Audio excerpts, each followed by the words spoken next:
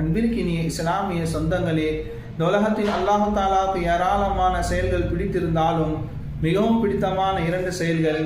அதில் ஒன்று, ஒரு மனிதன் பாவம் செய்துவிட்டு அல்லாஹின் புறத்தில் வருந்தி பாவ மன்னிப்பு கேட்கக்கூடிய அந்த மனிதனை அல்லாஹு தாலாவுக்கு மிக பிடித்தமான மனிதனாக மாறிவிடுகிறான்.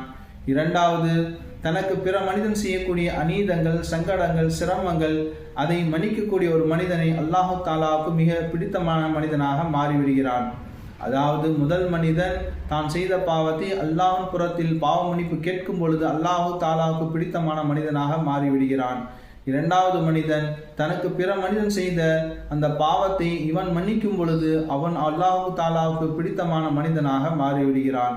வல்ல ரஹ்மான் வாழும் காலத்தில் அல்லாஹின் புறத்தில் அதிக பாவ மன்னிப்பு கேட்கக்கூடிய மனிதராகவும், பிற மனிதர்கள் நமக்கு செய்யக்கூடிய அநீதங்களையும், கஷ்டங்களையும், சிரமங்களையும் மன்னிக்கக்கூடிய மனிதனாகவும் வல்ல ரஹ்மான் நம் அனைவரையும் ஆக்கி தந்தல் புரிவானாக. ஆமீன்.